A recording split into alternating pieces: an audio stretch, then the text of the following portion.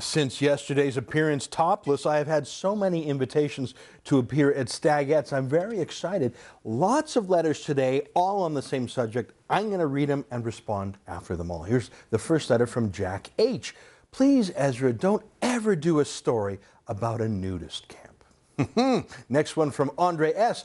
I think that you going topless was a brave move. I now feel liberated enough to think about going topless, though I would have to likely shave my chest for it to be noticed. P.S. Michelle Sparrow is hot.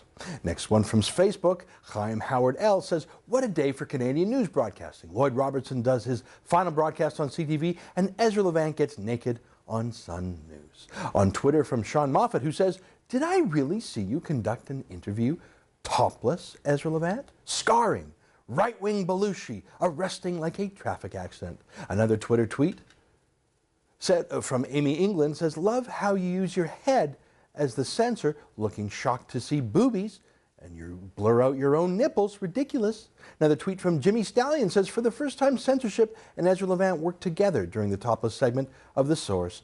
Ezra, please keep your clothes on. Another Twitter tweet from Mr. Nihilism, who said, the critics will really turn you into a sexual object after that topless segment. Talk about giving ammunition to the enemy. And also from Stop Twittering Me. After the first segment of The Source, I wrote my MP to disband the irrelevant Broadcast Standards Council. After the second segment, I filed a topless Ezra complaint with the Broadcast Standards Council. Here's a tweet from Kennedy Q, who said, Ezra Levant, there's good naked and bad naked. Just throwing that out there. Chris Sims writes, my tender eyes will never be the same after watching the sex god that is Ezra Levant. Michelle Sparrow was a good sport. Aaron E. Rosenberg, an intern I know, said, love the topless segment on The Source last night, though still wondering why you had to stand next to me topless all day. Odd.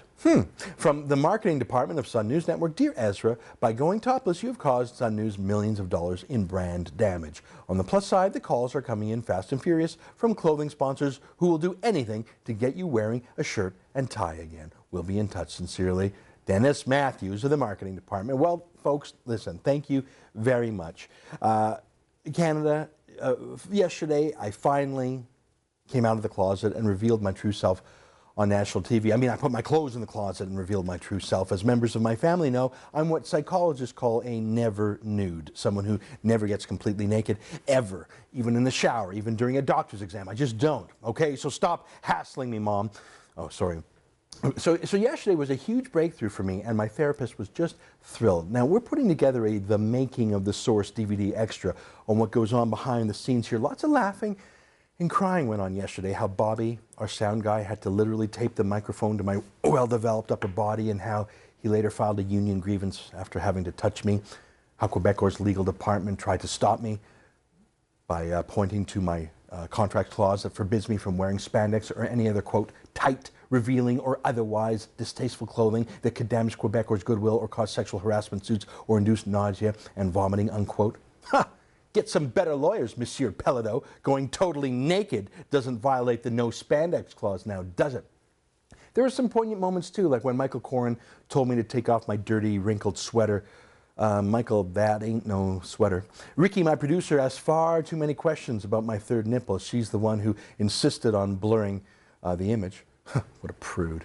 And then there's Brian Lilly. Oh, Brian, Mr. Big Shot, Mr. Hair Model, Mr. He's got great hair. Well, check out the fur on my brisket, mister. There's much more where that comes from, too. I mean, way downtown. I've got great hair, too. I've got a little lion's mane, if you take my meaning. You're not the only hair model around here, Mr. Brian Lilly. I'm sorry, what's that? Quebec or legal wants to meet with me right now? Okay. Sorry, folks, we got to go. We got to take a break. Don't go away.